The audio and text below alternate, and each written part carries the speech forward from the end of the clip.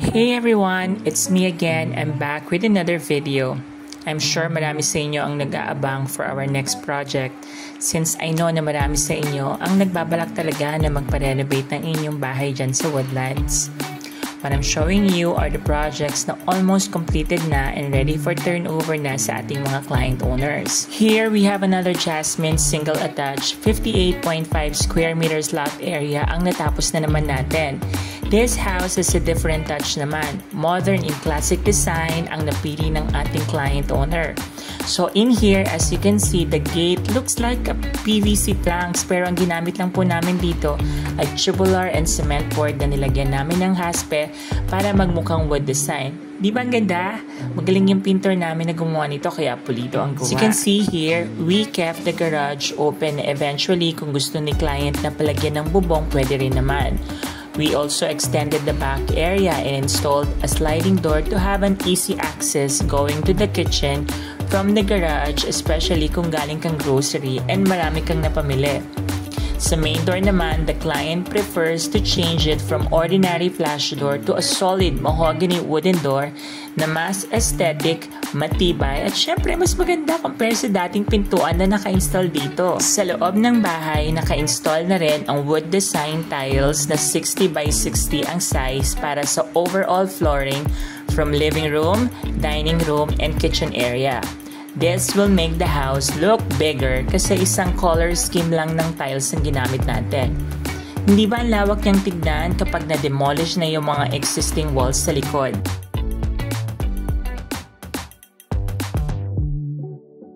Ito naman yung kitchen natin. So kung mapapansin nyo, pinapalitan na ni owner yung kanyang existing sink na mababaw at outdated na inilagay ni Axia sa turnover ng bahay. Now, mas malaki, malalim at di hamak na mas maganda ang ipinakabit nila sir.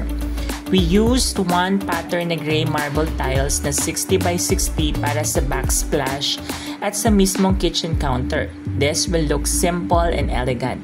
And as you can see, andyan na rin ang range hood at ang built-in gas range na separately supplied by the owner. Mapapansin nyo rin na open lang yung pinakaibabaw at lower area ng kitchen counter natin since palalagyan ito ni client ng kitchen cabinets na either made out of aluminum or laminated marine plywood. Now, for the toilet area like our other project, pinalipat din ni owner yung door here at the kitchen side. Para nga naman hindi nakakasira ng view ang pintuan ng toilet from your living room, especially kung meron kang mala-hotel view or design ng salas mo. We retain most of the fixtures nung na-turn over at nagdagdag lang si owner ng few accessories like mirror and towel holders. Akyat naman tayo sa taas ng bahay. As you can see here, same pattern pa rin ng tiles ang ginamit natin para sa ating steps ng stairs. Ganun din, tinakpan natin yung mga spaces in between the stairs para hindi bumagsak yung mga alikabok or para mas maayos tignan. Iwas accident na rin especially if you have kids living with you. Sa taas, parehas lang din ang ginamit natin na tile pattern, katulad nung nasa ground floor. We also managed to put up 2 bedrooms since hindi naman nagpa-extend ng client natin ng second floor.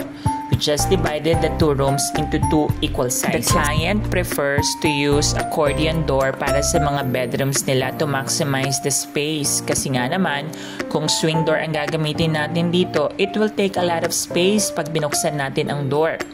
Kung katulad ng ganito na accordion, mas magiging malawak yung space sa loob ng bedroom mo.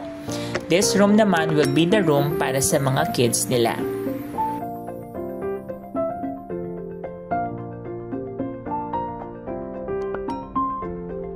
Dito, plain ceiling lang din yung inilagay namin since prefer ni client na hindi magpa-cove or magpa-drop ceiling.